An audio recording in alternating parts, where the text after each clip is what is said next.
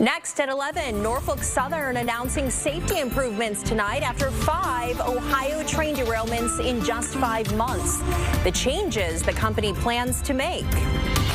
Also, the conversation continues tonight over a proposed renters ordinance, what both sides had to say. And a local doctor has lost his medical license, but it's not the first time he's been in trouble. Why? You may recognize his name.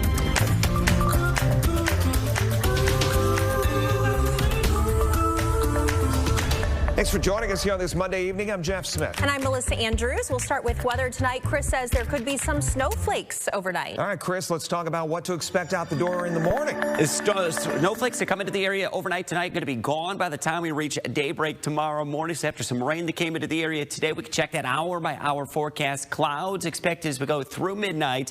It'll be very early just before daybreak. A couple passing snowflakes that will move out very quickly. And check this out. We've got sunshine that's going to be back by mid-morning, and get ready for a bright and brilliant day. There's those quick-moving snow showers. It could even mix it with a few raindrops coming out of central Michigan. They'll favor the Toledo Metro and east along our lakeshore areas.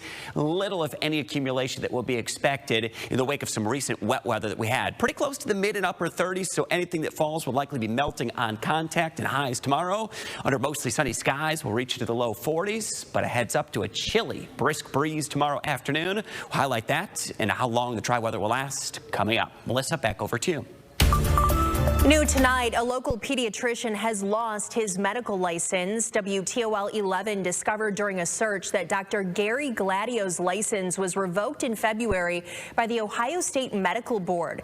Gladio was cited last year for multiple issues with the patient exam and failing to document the prescribing of a controlled substance. You may remember Dr. Gladio made national news when he was cited in October of 1997 for having sex with at least 6 of his patients' mothers. He argued he should not be punished because he wasn't sleeping with his patients. His license was suspended for 2 years when board members argued his actions had emotional impacts on his patients. We reached out to Dr. Gladio, his attorney, and the Ohio Medical Board, but have not yet heard back. St. Luke's Hospital tells WTOL 11 Dr. Gladio retired from the hospital in 2022. An internet search shows he last worked at Monclova Road Pediatrics. Community members in the Ottawa neighborhood, they met today to voice their concerns. Guests were invited to speak on all issues, but neighborhood violence and water meter changes, they were the focus. People who attended said they want to see more community groups working together to help lower gun violence. You have all that knowledge, all that expertise, but everybody is speaking separately and they're all got their little group and you guys become one. I think it could be done. The meeting was hosted by Toledo City Council member John Hobbs III.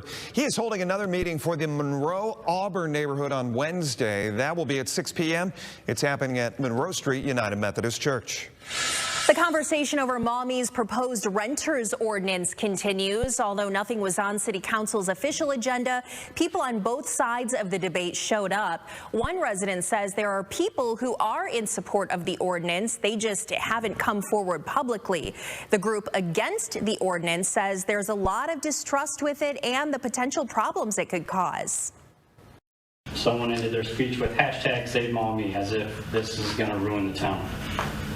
I've heard them try to scare their current tenants and make it seem like it's the city's fault their rent could be raised. And in reality, it's just lousy landlords lying to tenants. There's a lot of things on the ordinance that we don't agree with, basically saying that landlords can be jailed, that landlords can have their rent abated, that the tenants can get evicted. Those are all things that are very scary. Some landlords. The group against the ordinance had a meeting with the city to present changes they were comfortable with, and another meeting with them is scheduled for next week. New information tonight in the case of missing Lenawee County woman Dee Warner. We now know the case will head to trial on March 16th.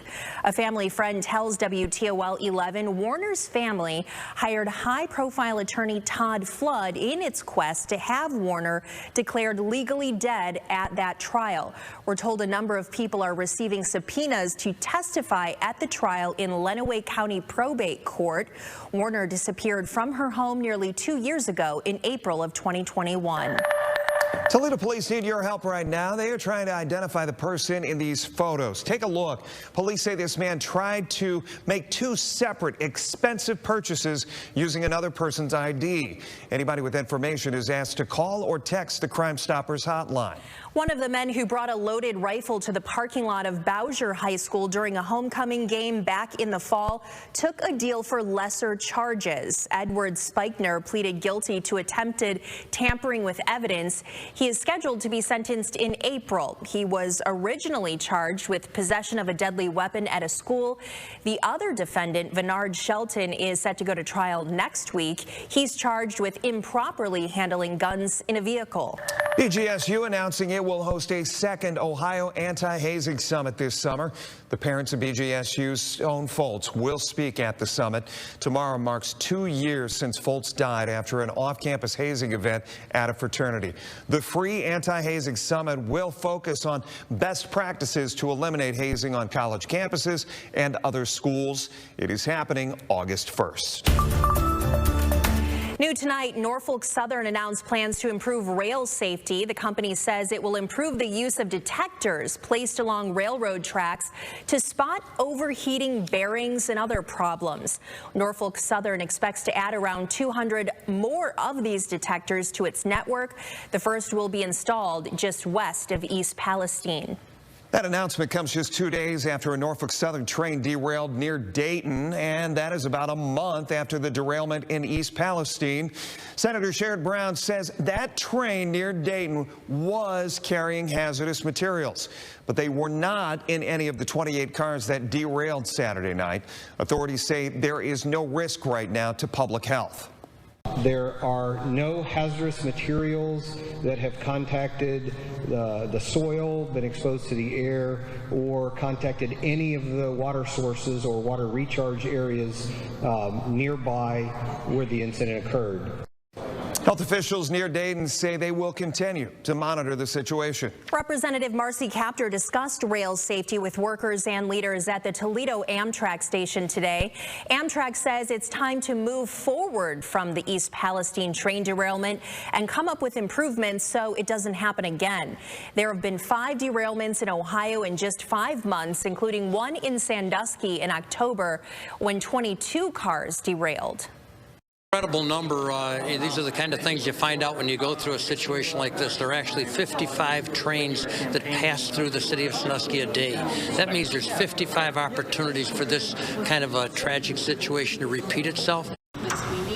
Congresswoman Kaptur says she wants to have a better dialogue with companies to modernize rail. She also wants to separate freight and passenger trains and says Norfolk Southern has yet to respond to her calls since East Palestine. U.S. Senators Sherrod Brown and J.D. Vance are just 2 of many senators working right now to pass the Railway Safety Act of 2023. If passed, the act would create stricter safety requirements for trains carrying hazardous materials. It would also increase the frequency of rail car inspections and trained 2-person crews to work aboard every train carrying hazardous materials. You have got until this Wednesday to weigh in on a lawsuit concerning water in Lake Erie. In fact, in 2019, Lucas County filed a lawsuit to make the Ohio EPA comply with the Clean Water Act. It would implement a total maximum daily load for the Maumee River to combat nutrient sources that cause algal blooms. County commissioners, they are asking for the public to comment on this. If you want to weigh in, we have a link on our website, WTOL.com.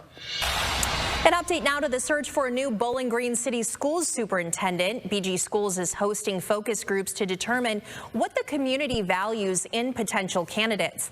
The hour-long conversations are happening this Wednesday. They will focus on challenges for the district and expectations for the next superintendent. The district hopes to complete the search sometime this spring and announce the new superintendent in early May. A heads up if you drive in South Toledo, the eastbound lane of Glendale Avenue between Detroit and the railroad crossing is now closed due to a sewer repair. The closure began today and was expected to remain in place for 1 day, but will now last until at least the end of the day tomorrow. You can take Detroit to Sherwood to the trail. To get around it, the westbound lane of Glendale is staying open.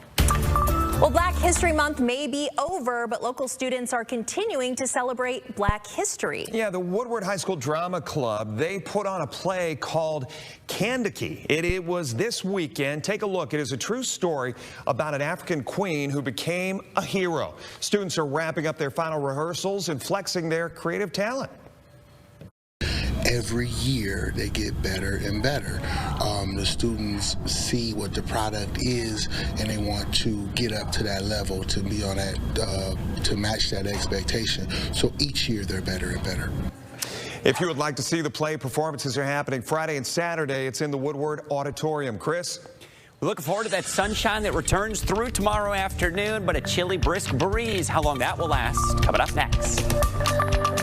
And another person has died in a crowd surge at a concert. What police say caused people to panic.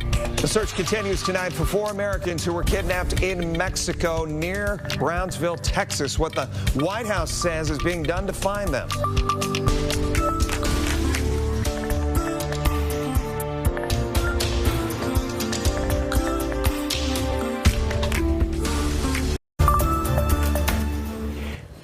We ended our Monday with some damp and dreary conditions with widespread rain that rolled across the area, and for most areas around a quarter of an inch or less. Still some of that cloud cover that's hanging over, and one more round of a couple showers. Could even mix it with a few brief snowflakes that will be occurring well after midnight. 37 is where we are. East winds 13 miles per hour. What a difference that east wind made through the course of the day. Believe it or not, we did reach the 50s today across the majority of northwest Ohio, including 53 in Toledo. That was just after lunchtime, but you probably felt it when that lake breeze came ashore, pushing temperatures back to the 40s and 30s, and did reach into the low 60s south of Toledo from Tiffin to Findlay to Ottawa. And how about that? 66 degrees in upper Sandusky. You didn't have to go far to encounter some really warm weather today. A couple sprinkles that are beginning to show up back up toward Lenawee County, in and around central parts of Lenawee County, now into northwest Lucas County. We'll get grazed with a few showers or a couple isolated snowflakes that are rolling out of central Michigan as we go after midnight tonight. Most areas right around the mid to upper 30s. Warmest weather today, and there was record-setting highs across the central and southern half of the state where they soared well into the 70s. And we're seeing that cooler air now begin to win out across much of northern Ohio. Bright sun will return for Tuesday. If you wake up to some clouds in the morning, they're not going to last long. They're going to quickly be moving out of the area. Brisk and cool breeze will develop through the afternoon. That will keep us chilly but dry as we go through your Tuesday afternoon. Next up, Friday, our chance of rain and snow returns. Could be a mix of both of them, and at this point does not look like anything significant as far as a storm system would be concerned. So here's a couple of those sprinkles or a few flurries that have been picked up by the hour-by-hour forecast. May favor some areas just east of Toledo to get a few light snow showers. Got the clock stopped 2 a.m. Little, if any, accumulation with that. It's gone by daybreak, and a little bit of lingering cloud cover. The clock stopped at 8 a.m., and as we have those lingering clouds right on that morning bus stop, watch how quickly they melt away as we go through mid-morning. It is going to be a bright, sunny end to your morning. Through lunchtime, sunny skies, a northerly wind that will have quite the chill to it, and sunshine will be brilliant through your Tuesday afternoon. So a few of those morning clouds, they're going to part for afternoon sunshine that will be bright, and I expect highs in the lower 40s. Extended 10-day forecast has 43 for Wednesday, 43 for Thursday. We don't move much from the lower 40s. Next up, that storm system Friday. At this point, rain-snow mix doesn't appear to be anything significant, but cooler air will stay locked in for the weekend ahead. A few light snow showers Saturday. Minor accumulations may be possible. Upper 30s both days, Saturday and Sunday. And we'll stay in the upper 30s a few more days early next week for Monday and Tuesday. Melissa, back over to you. Chris, thanks. People in the San Bernardino Mountains got some much-needed relief today. Supplies were up for grabs outside a grocery store there. Community members stocked up on food and other emergency supplies. The historic snowfall left homes submerged and caused a roof on a grocery store to collapse. Only emergency crews and food trucks are being allowed up the mountain tonight. We're learning tonight that a second person has died after a stampede at a rap concert in New York. There was already one reported death from a crowd surge as concert goers left the show last night. Authorities say audience members rushed for the exits because they thought they heard gunfire. However, police say they have not found any evidence that any shots were fired. Several others were injured in the stampede. 4 Americans were kidnapped late last week on the Mexican side of the southern border. Yeah, the State Department is now working to try to secure their safe return. Here's CBS News. Mexican soldiers are searching for the 4 Americans kidnapped on Friday in Matamoros, a Mexican border town about 3 miles from Brownsville, Texas. Video posted online shows a woman forced into the back of a pickup truck.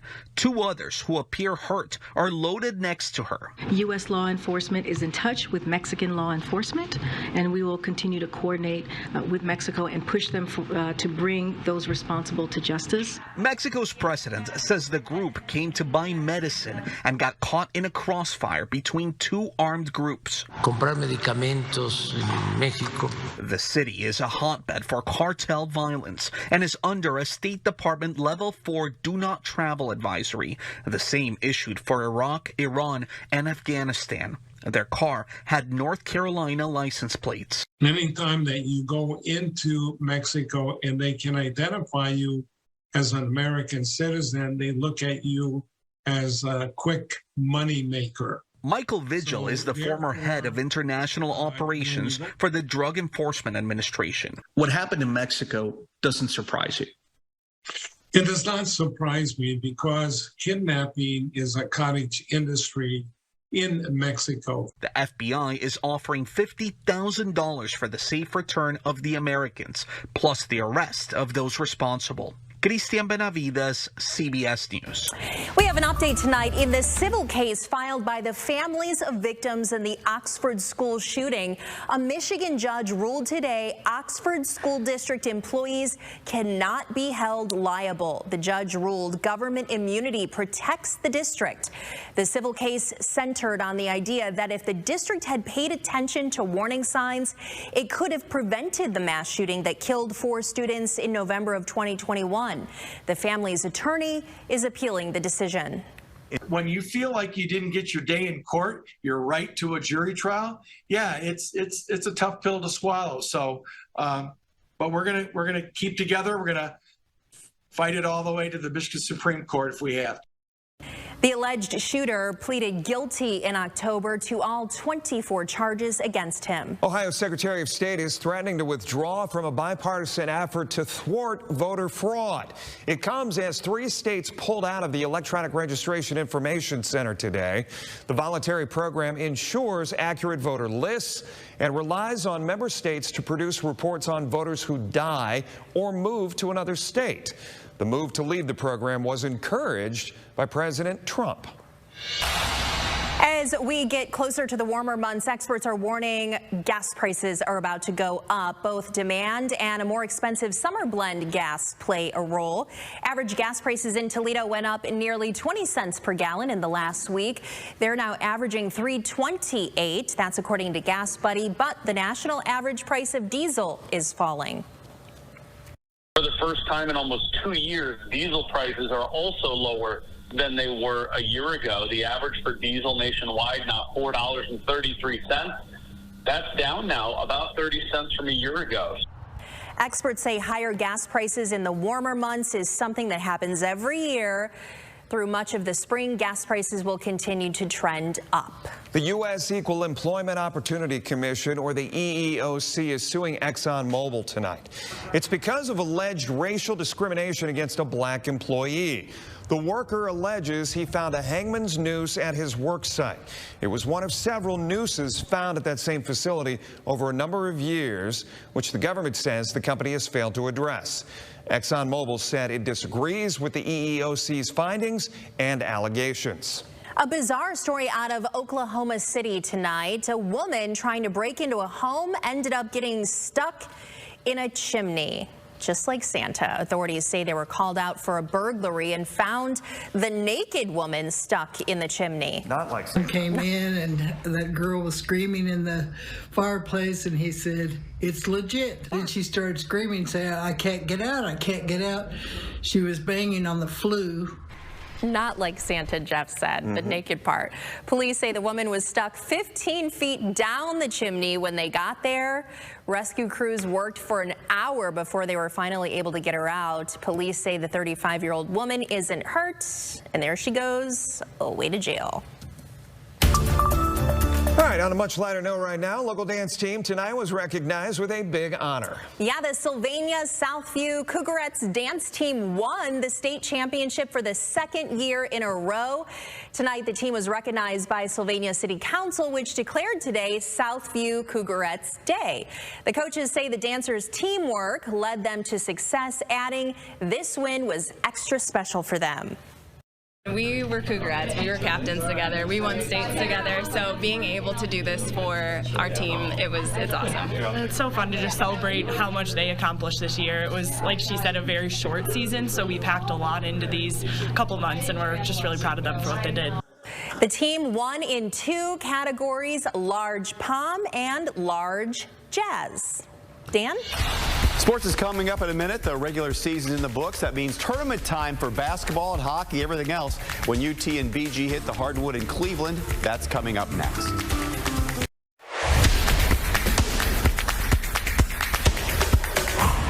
Sports brought to you tonight by Jim White Honda. A week from now, workplace productivity goes down as people work to fill out their March Madness brackets, and we have a good chance has some local rooting interest this year. UT men basketball team won the MAC title, enter this week as MAC tournament #1 seed. They play their first game Thursday in Cleveland at 11 against Miami of Ohio.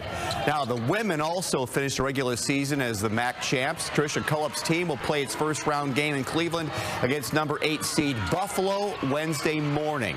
And the BG women are also making the trip east. They're #2 seed in the tournament behind UT. Falcons play Eastern Michigan Wednesday. Exact time not set.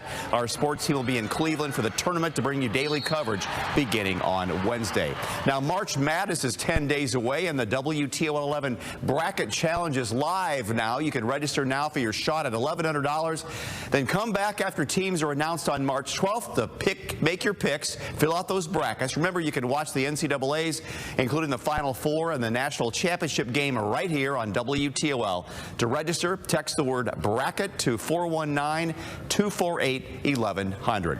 UT head basketball coach Todd Kowalczyk is a finalist for a prestigious End of the Year award. Rockets head coach is up for the Skip Prosser Man of the Year award, presented to those who not only achieve success on the basketball court, but also display moral integrity off it. Kowalczyk has guided the Rockets to a 25-6 record, also chairs the D1 Men's Basketball Ethics Coalition, and was given the Donate Life Champion Award. BGSU men are not part of the MAC tournament. They had another disappointing season. Next year, they'll have a new coach. The university fired Michael Huger over the weekend. Huger was hired back in 2015 and had strong seasons in 2019 and 2020, but, well, going 11-20 this year was too much for BGSU, which now says a national search is underway for a replacement. A number of local high school teams are still in the hunt for state titles as the winter season winds down. For boys basketball, Perrysburg and St. John's playing the D1 regionals Thursday night, the semis. Rossford plays Van Wert in D2. Cardinal Stritch takes on OG Wednesday in the D3 semis, and Patrick Henry plays tomorrow night to move on in the D4 tournament. Now, the girls brackets Thursday morning in Dayton.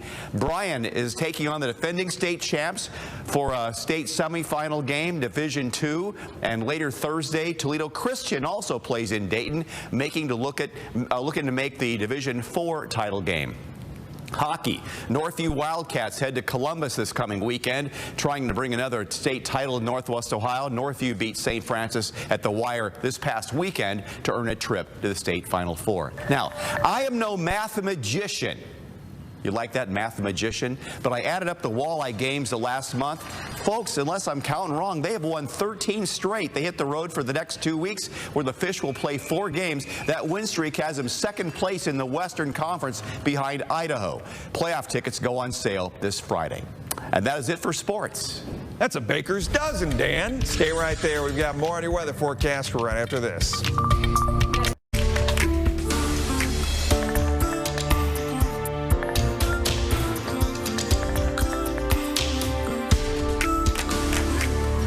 Welcome back. Sheriff's deputies in Michigan, they had their hands full when they had to wrangle a llama. The llama led deputies on a long foot pursuit that ended at a high school in Ada. Officers eventually secured it and returned him to his family. Come here, boy. Girl. Oh, he's coming. llama? No word on how it got loose. No one was injured in the chase. Not real fleet of foot, that one. There wasn't quite the high-speed chase and pursuit that I was expecting to see. It's not like chasing an ostrich. He didn't have anywhere to be, at least in a hurry. Yeah. And it happened. Other side of the fence, llama. Other side of the fence.